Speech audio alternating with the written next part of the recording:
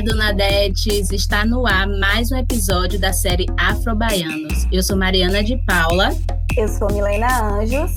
E neste terceiro episódio, a série traz como tema O Reggae Também Tem Raiz Aqui, a Bahia como destaque no reggae nacional. Teremos como convidadas a produtora cultural Jussara Santana e a cantora e compositora Danzi, além da participação de Flávio Santos, maestro da Orquestra de Reggae de Cachoeira. O reggae music surge no final da década de 60 na Jamaica, fruto do movimento político e religioso denominado Rastafari.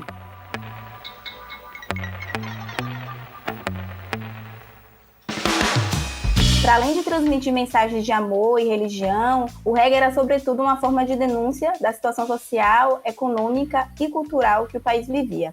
Até o início da década de 70, o gênero era restrito na Jamaica, mas através do grande sucesso de um dos maiores expoentes do ritmo, Bob Marley, e sua banda The Wailers, composta por Peter Tosh e Bunny Wailer, o reggae se internacionalizou.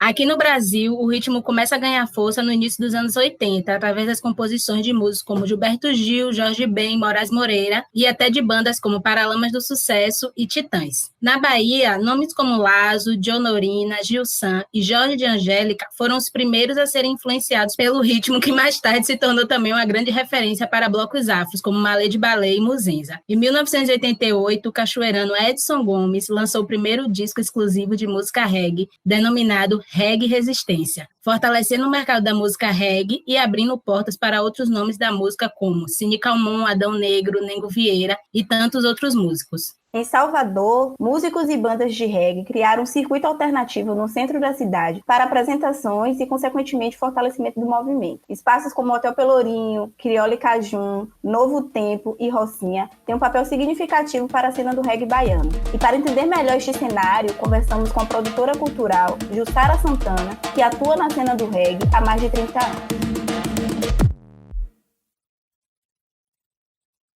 Eu sou Jussara Santana, que morava no Cabula. Eu gosto muito de falar da infância da minha mãe na minha vida, que teve 22 filhos e criou 13 filhos, uma mãe aguerrida, tudo que sou eu devo a ela. E também falar de mim enquanto mãe. Sou mãe de 2, no qual eu me orgulho muito, a Kani Makindei e Makoni Tafari, e que me dão grandes alegrias. E tenho uma neta chamada Imani. Sou formada em publicidade e propaganda. É interessante falar dessa minha formação, porque eu fui para a faculdade fazer publicidade e propaganda com 45 anos, né? Então, fui bem tarde, mas foi de grande ânsia para mim, enquanto mulher preta. Aqui do Pelourinho, uma área histórica, mas o meu processo de vir morar aqui de resistência, a gente invadiu um prédio para morar. Eu moro num prédio onde só tem artistas e moro aqui já há 36 anos, tive meus filhos aqui. E eu sou essa mulher militante do movimento negro, tendo dias melhores para o nosso povo. Essa é a Jussara Santana, e que escolheu o reggae para fazer a sua militância. Perfeito, Jussara. E quando é que você começou a atuar na cena do reggae? Olha, eu ouço reggae desde quando eu estava no Cabula, muito jovem, que eu não sabia que era reggae, através de Jimmy Cliff e o Reggae Night na discoteca. Na minha época tinha discoteca, a gente não tinha paredão, tinha discoteca que a gente ia para os lugares para dançar e nas casas também. Então eu conheço o reggae através disso, mas então não sabia que era reggae. Mas depois, passa um tempo, eu conheço o reggae através de Gilberto Gil, que aí vem com esse nome reggae, e essa música, mesmo eu não compreendendo o que Jimmy Cliff cantava, mas ela já mexia comigo. Aí eu venho ouvindo e fazendo reggae. E aí venho para o Pelourinho e aí vejo essa música pulsando aqui junto com o movimento negro, que eram os bares de reggae. E aí eu queria ver essa música como a minha militância dizia. E a partir daí eu comecei a militar, a ter o reggae como uma militância na minha vida, a defender esse ritmo, que é um ritmo que não é só um ritmo, é uma filosofia de vida. Eu costumo dizer que encontrei e me encontro, que me dá força para cada dia mais estar pulando vários degraus para poder alcançar o nosso objetivo. Como é que se dá essa sua atuação, né? Como é que se dá essa sua militância? O que é que você desenvolve na cena do reggae? Então, a militância se dá em a lei municipal do reggae, que é de 5.000 1817, que foi feita por Lino de Almeida e Manuel de Almeida, em 2000, e nessa lei tem 2 artigos importantes, que era a sopa no mel que eu estava precisando, né? Um artigo, ela fala para colocar essa música na escola, para levar essa música para a adolescência, e também falar do ritmo, sabe? Então, esses 2 artigos, ele me pega assim pelo pé, e aí começa a minha militância para desenvolver os projetos. Os projetos esse é que a gente funda a Associação Cultural Espiral do Reggae. No início nós éramos só banda, e a banda era só para buscar shows. E eu sentia uma necessidade de estar falando e fazendo alguma coisa politicamente atrás. E aí a gente funda a Associação Cultural Espiral do Reggae, com essa intenção de divulgar e falar da importância dessa música para muitos, e o quanto ela é revolucionária. Com a criação da associação, a gente faz seminário qual a importância de ser Rastafari na Bahia, para a gente discutir a questão da erva, que chamam de maconha, mas a gente chama enquanto erva. A gente foi falar da nossa música, que mesmo que a rádio não toque, a TV não mostre, mas nós temos várias pessoas que tocam e mostrar o conteúdo dessa música. Você há uma música, vou citar aqui um exemplo de uma canção de um artista, Léo Basile, que é daqui da minha casa, onde eu moro aqui nessa casa que só tem artista e 4 bandas de reggae. Ele vem dizendo, o mundo inteiro precisa respeitar o povo que mora no gueto. O outro, Camafeu Tauá, vem dizendo, fora Babilônia eu tenho filosofia. Então, canções assim que eu quero destacar aqui, que me move a realizar vários seminários com a importância de Rastafari, para mostrar para a sociedade que Rastafari não era só ter dreads, como é que Rastafari seguia e a importância dessa música. Aí fizemos esse seminário, depois fizemos música reggae em ação, com o objetivo da gente querer mostrar na cidade de Salvador onde estavam essas bandas. E foi nesse período que a gente fez um mapeamento. Fala, gente, é porque eu trabalho em grupo, né? Mas vem de mim e aí eu divido com o meu coletivo. E aí a gente fez um mapeamento das bandas de Salvador. Onde estavam essas bandas? Estava na periferia. E aí a gente conseguiu catalogar 126 bandas de reggae. Uma iniciativa do movimento que tínhamos historiadores, um historiador que eu gosto muito de citar, o Godi, Antônio Godi. Ele tem uma fala do reggae que nos deixa muito bem com a fala dele. Nós temos associações, nós tínhamos os bares de reggae, ainda tem em alguns lugares. Nós temos blocos de reggae, nós temos festa de camisa, coletivos, produtores, filosofia Rastafari, República do Reggae, rádios. Essa cadeia produtiva toda precisava ser explícita. Então eu vim nesse lado mostrando que nós não éramos só música, que nós éramos um movimento. E assim eu venho militando. Aproveitando essa pergunta, eu digo uma ação muito importante que a gente teve, foi no sentido de aprovar a Lei Nacional do Reggae. Saiu daqui, eu que dei régua e compasso para o governo federal sancionar, nós temos uma Lei Nacional do Reggae, juntamente com um grupo de Brasília, que nós estávamos juntos no primeiro encontro, que foi nós que idealizamos o primeiro encontro da comunidade Rasta. Tinha 12 estados presentes, onde a gente discutiu em Brasília quais eram os caminhos que a comunidade Rasta ia desenvolver no Brasil. E aí ali eu levei o exemplo da Bahia, pioneira a dar o pontapé para colocar o reggae na legislação, foi a Bahia. E aí eu levei esse exemplo da Bahia para ter a Lei Nacional do Reggae. E todos e todas podem comemorar o Dia Nacional do Reggae por causa de um trabalho nosso, né? Qual é o papel da mulher nesse momento? A participação das mulheres muito importante. Aí a gente cria projetos específicos. Elas cantam bob, elas cantam reggae. É um momento que eu enquanto mulher militante, precisava dar visibilidade a essas mulheres que fazem reggae na cidade, que é invisibilizada.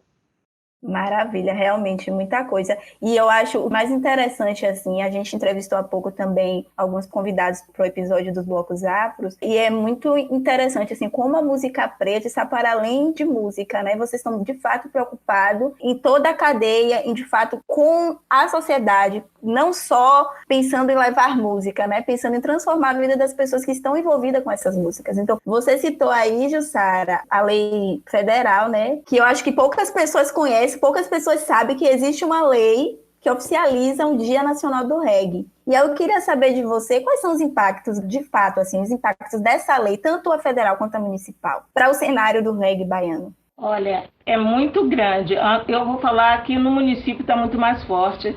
A galera está pegando mais só para fazer festa. Não entendeu politicamente que essa lei ela é interessante porque ela é sancionada pela Secretaria de Cultura e pela CEPI, Secretaria de Promoção de Igualdade Racial. Essa militância que tem que estar trazendo isso, mas até agora a lei nacional ela não atendeu esse viés na lei. Tanto é que é responsável a Bahia e o Maranhão para realizar, no mês de maio, um encontro a nível nacional para a gente discutir o rumo. A gente ainda não conseguiu. Eu venho conversando com Célia Sampaio, que é uma grande militante lá no Maranhão, que a gente precisa se reunir, porque a gente fez essa lei e como o Maranhão tem, não vou dizer que eles são a capital do reggae, porque a gente também é a capital do reggae. A gente precisa estar junto para dar esse norte da lei. Então, a lei municipal, ela já é muito mais atuante por causa da minha insistência de não deixar ela ser esquecida. E o Estado, que ele assuma, que ele faça uma lei, já damos todo a régua e o compasso, como é que a gente quer que desenvolva essa lei para ter, de fato, políticas públicas, né? Então, essa lei, ela é de grande impacto, quero que não só a comunidade do reggae absorva, mas a toda a sociedade. E como é que você avalia, Jussara, o cenário do reggae baiano, principalmente no que diz respeito à visibilidade? Você citou uma música do Edson Gomes, né? Mesmo que o rádio não toque, mesmo que a TV não mostre, aqui estamos nós cantando reggae. E aí eu queria que você avaliasse, assim, como é que você enxerga esse cenário no que diz respeito à visibilidade, a espaços que o reggae baiano tem?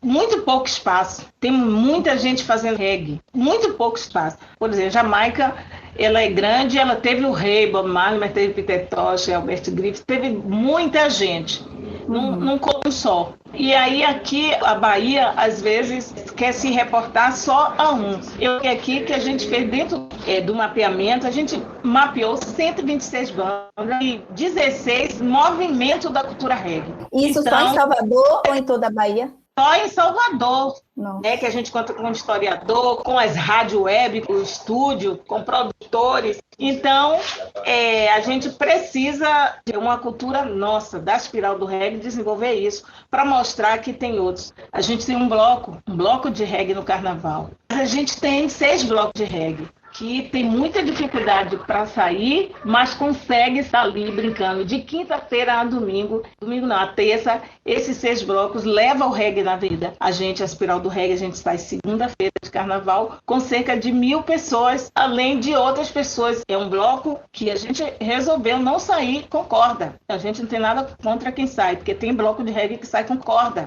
Mas a gente escolheu não sair sim por segurança, tá conduzindo, mas deixando essa música livre, leve e solta para quem quiser dançar. Arrasou. E qual é a importância da música reggae para a musicalidade baiana?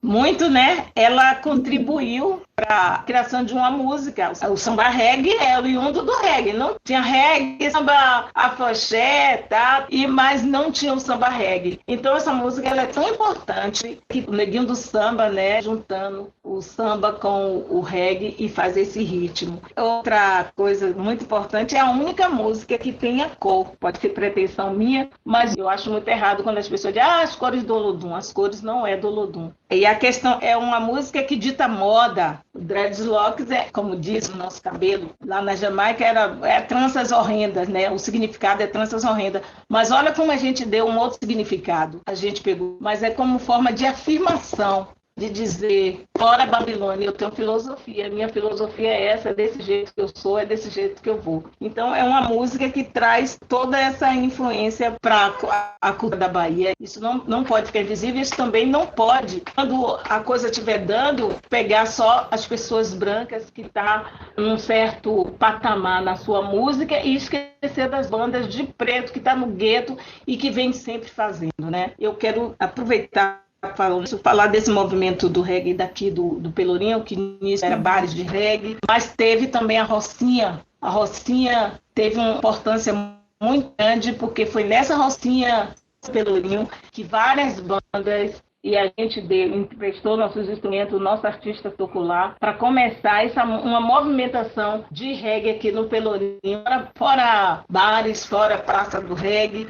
Aí teve uma comunidade muito interessante que levou anos e anos fazendo o Reggae Roots na Rocinha. Isso é importante citar. Esse movimento da Rocinha foi muito importante, hoje não existe mais, mas foi muito importante para a afirmação do Roots Reggae, que é essa música revolucionária que a gente acredita. E aí, às vezes, as pessoas só chegam no Pelourinho, só acham que só tem um estilo de música, que só tem uma porta só. Aqui tem diversas portas, diversas culturas, e nós, enquanto reggae, estamos aqui. Latente, né? Aqui no Pelourinho e no do povo preto dessa cidade, do movimento negro, do movimento cultural.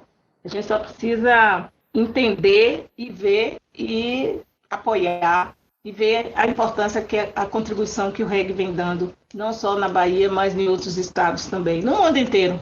Eu quero quem esteja, né, vendo que depois disso, que tenha um olhar diferenciado com a música reggae, porque a gente traz os elementos de amor, louvor, emancipação, religião, filosofia de denúncia. Essa é a música reggae que a Bahia produz. Então a gente precisa ter nessa música, se não precisa, a gente, quem quiser, né, que a gente é bem livre para deixar, mas quando passar a ver e a ouvir essa música reggae, que pense na importância para a Bahia, para o seu povo, para a libertação mental. É uma música que eleva o espírito e a nossa vida. Essa é a mensagem que eu quero dizer aos governantes, que apoiem mais, porque a gente não vai parar de tocar, de falar dessa música, de brigar, de levar para a juventude, de levar para os idosos, para levar para os enfermos. A gente vai estar com essa música desenvolvendo o nosso papel que a gente veio aqui no mundo fazer. Te agradeço assim, imensamente pela sua disponibilidade, pela sua troca, de verdade, assim, conhecer mais sobre o seu trabalho. A gente se conhece assim muito rapidamente, né? Coisas, trâmites burocráticos. Poder te ouvir, poder conhecer melhor o seu trabalho, assim, me encheu muito de alegria, de verdade. Desejo vida longa ao seu trabalho, às suas ações, e muito obrigada mais uma vez pela assim, sua disponibilidade de parar um tempo, se doar.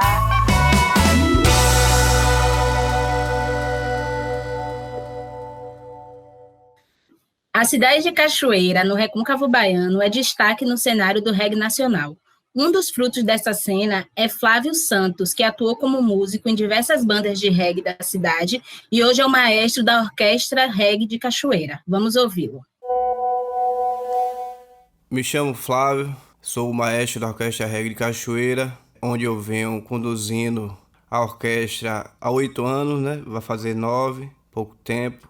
A gente começou na Filarmônica Líria Siciliana, uma filarmônica centenária, onde eu passei 15 anos na parte de formação e tocando na filarmônica. Com a experiência, né, da filarmônica e das bandas de reggae, eu fui integrante da banda Morrão Fumegante, a banda de Cine Calmon, durante 9 anos. Com essa experiência do reggae e a filarmônica, eu uni e se tornou esse estilo maravilhoso que é o estilo Orquestra Reggae de Cachoeira, fundado no dia 12 de junho de 2012. Uma data marcante. Eu achava que eu deveria trabalhar com os músicos profissionais, amigo meu, e daí a nossa produtora, Débora, ela me orientou e teve a visão de que eu tinha facilidade de trabalhar com crianças e jovens. E aí a gente fez a formação junto com a Filarmônica e construí a Orquestra Reggae de Cachoeira. Uma ideia também do nosso amigo Zé Luiz, na época era presidente da Filarmônica, me deu esse apoio, suporte, devido eu participar da Filarmônica há 15 anos. E aí formou muitos grupos, né, na Filarmônica, como o de samba, chorinho, mambo, o reggae, enfim. Muita coisa boa saiu da Filarmônica Lira.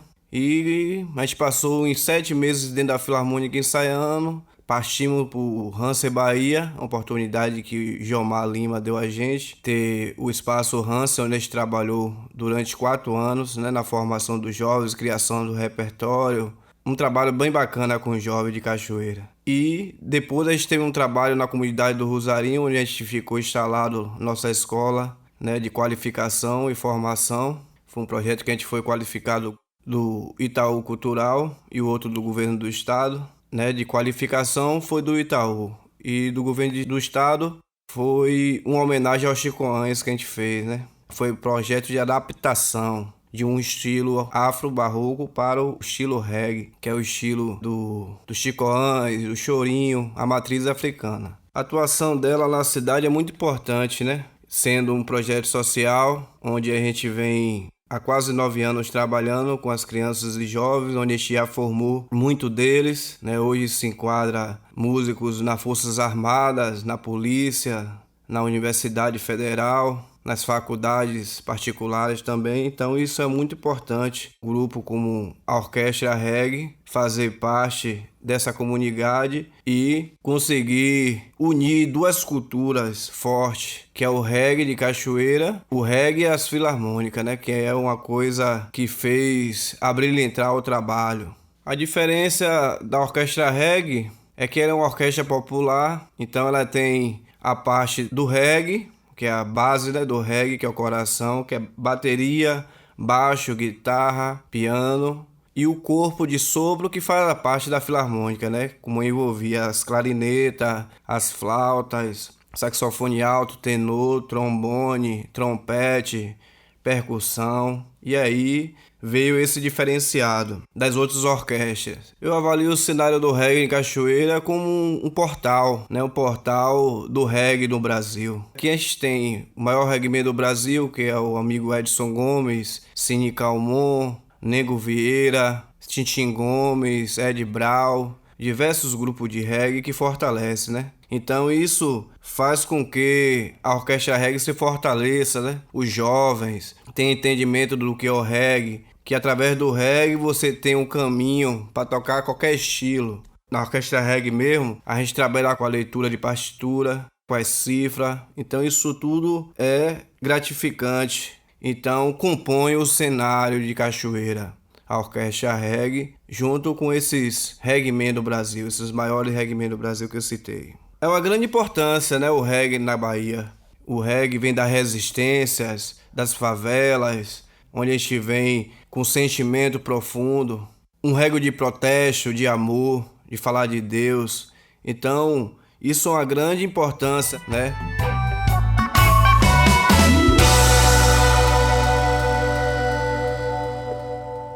Entrevistamos também a cantora e compositora Danzi, que faz parte da nova geração do reggae e que nos contou sobre seus processos musicais e a inserção da mulher no movimento do reggae.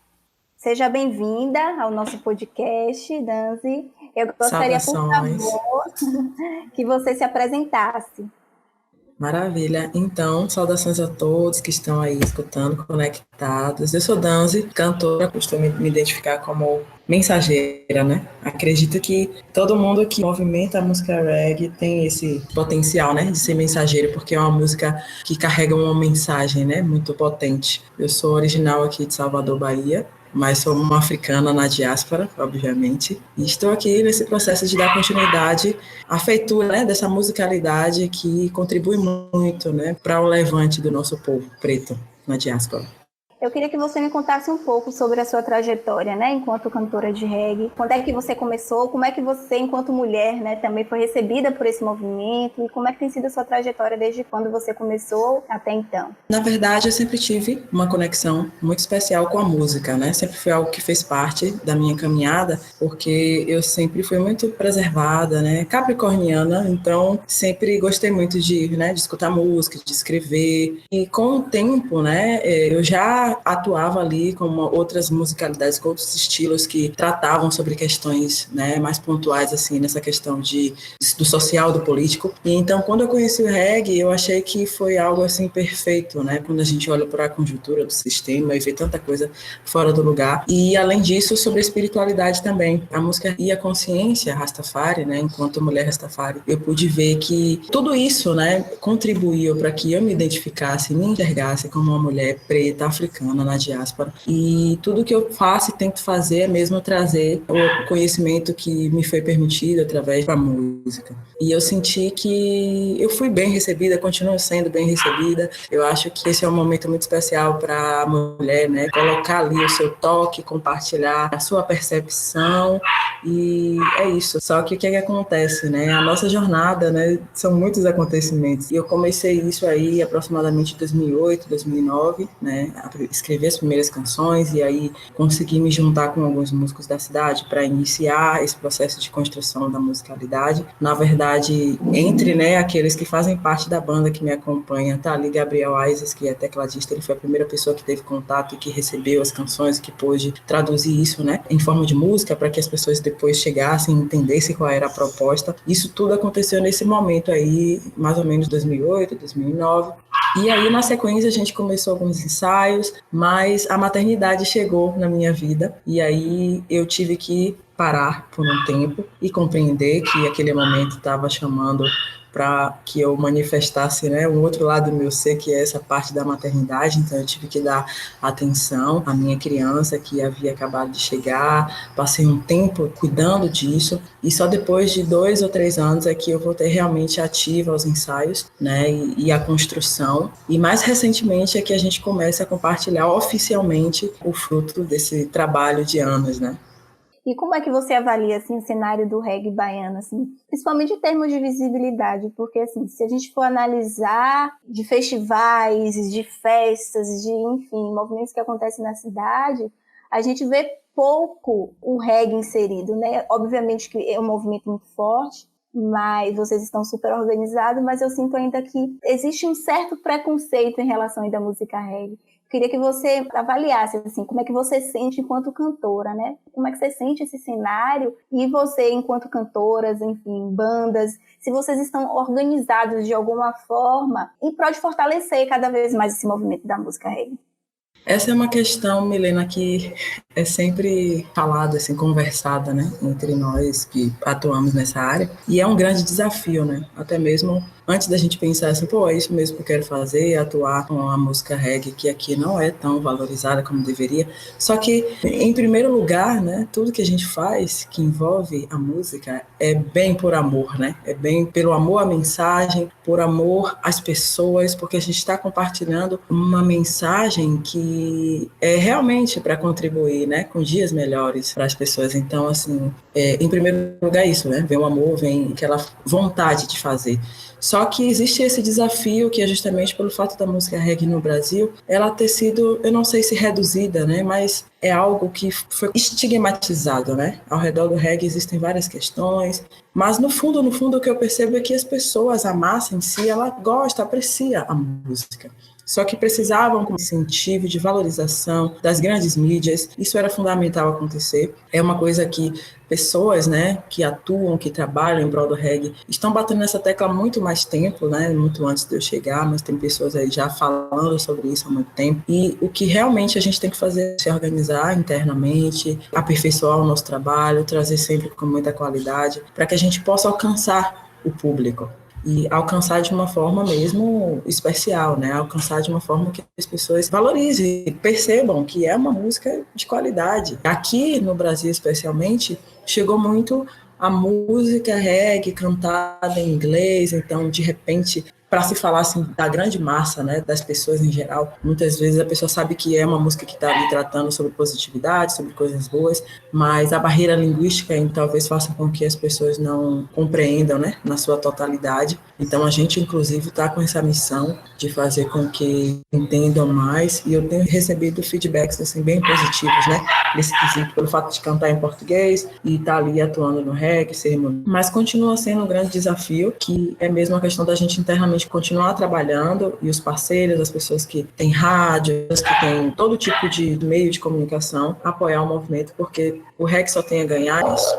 Massa, é porque de fato, né, o reggae está para além da música, né, é um movimento, como você bem citou aí. E eu entendo que deve ser muito complexo e difícil separar o movimento, como você fala, o amor, do mercado, porque querendo ou não, você é uma profissional, você é uma cantora, você precisa receber por aquilo que você trabalha, você está entregando um trabalho, você precisa receber por aquilo e receber dignamente. Como é que você consegue separar, Dan, se é que você consegue separar o lado do movimento, é algo que eu amo fazer, é algo que eu acredito, é algo que eu sei que consegue transformar vidas, mas também é o meu trabalho. Você consegue fazer essa separação? Como é que funciona assim?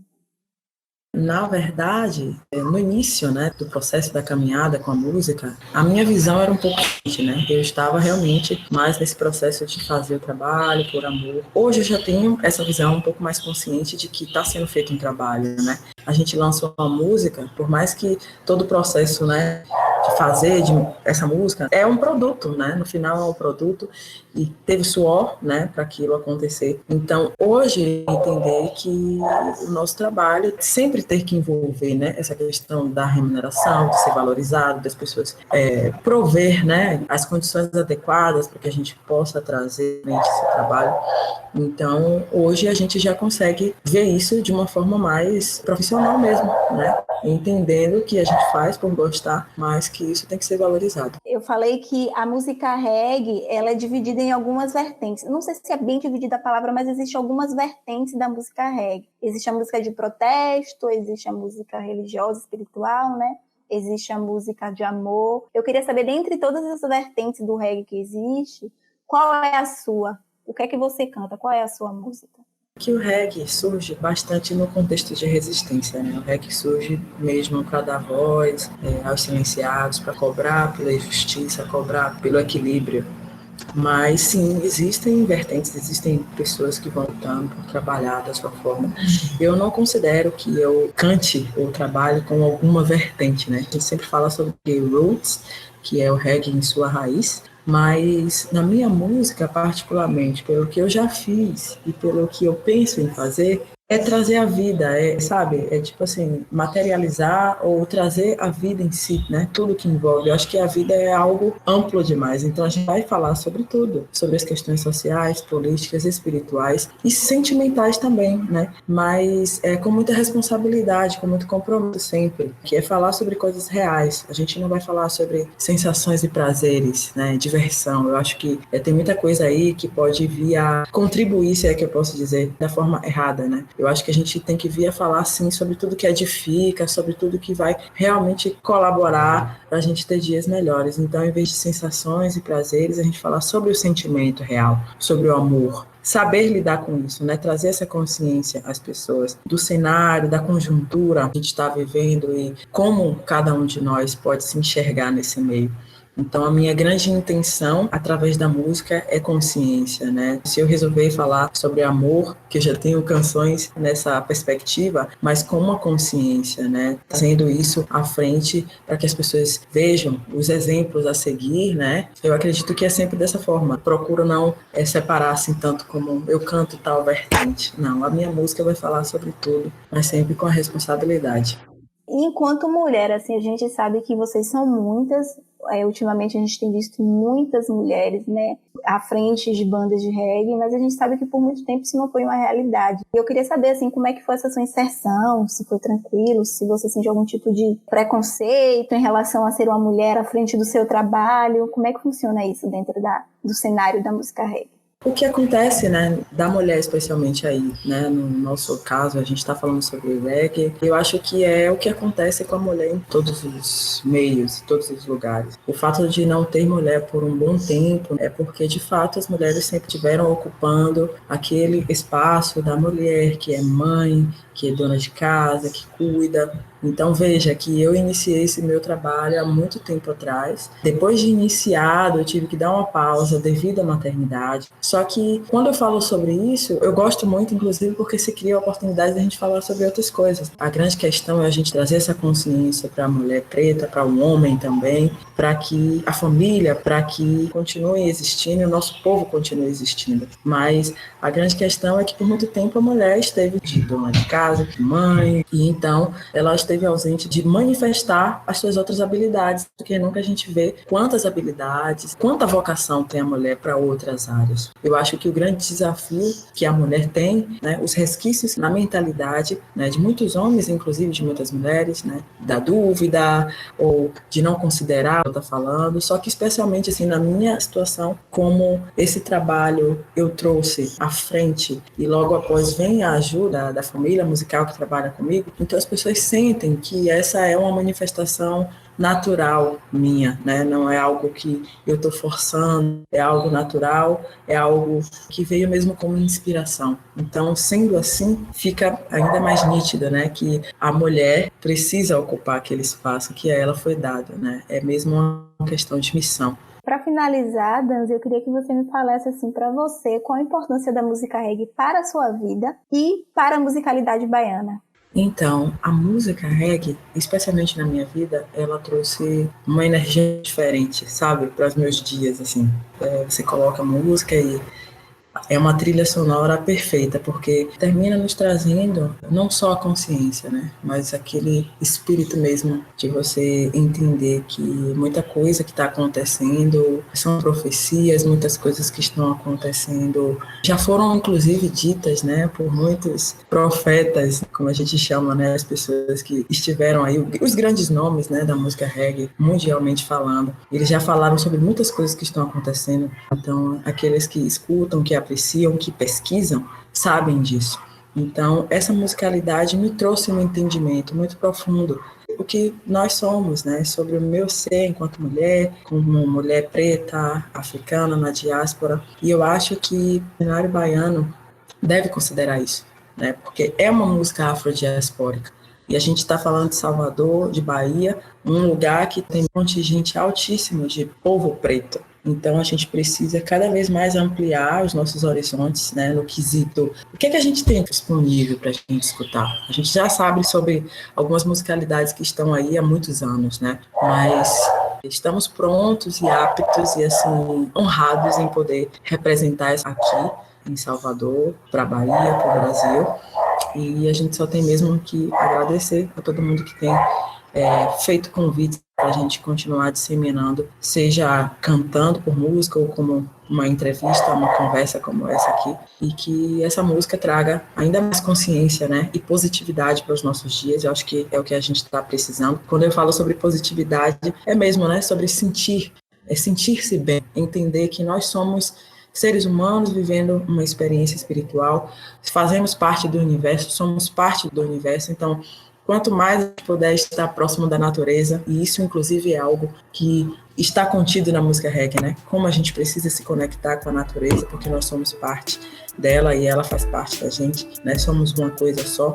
Então, quanto mais a gente puder fazer essa integração, mais benéfico será para os nossos dias. Eu sou Danzi, estou nas redes sociais como Danzi Dia Music e continuamos na conexão. Muito obrigada mais uma vez, Danzi.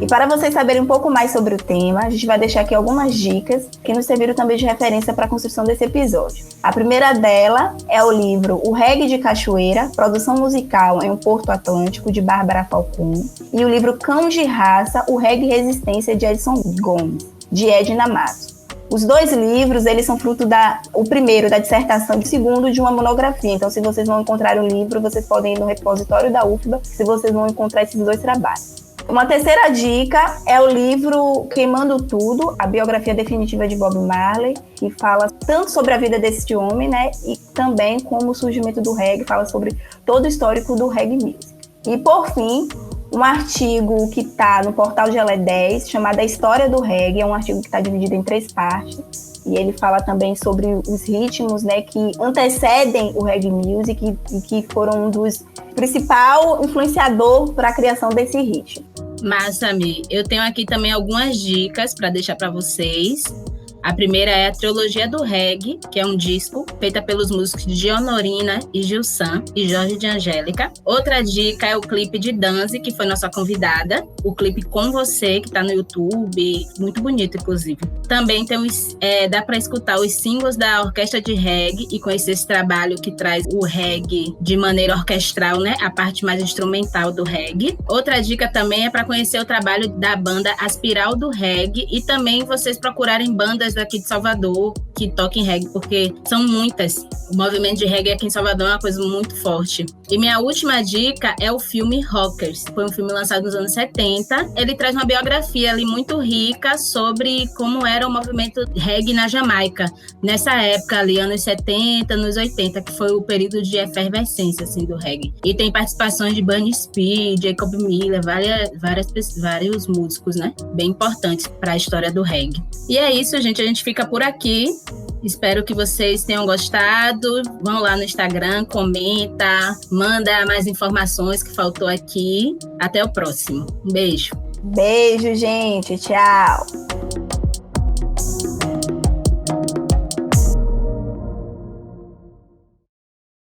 O projeto tem o apoio financeiro do Estado da Bahia através da Secretaria de Cultura e da Fundação Cultural do Estado da Bahia, Programa Aldir Blanc Bahia, via Lei Aldir Blanc, direcionada pela Secretaria Especial da Cultura do Ministério do Turismo, Governo Federal.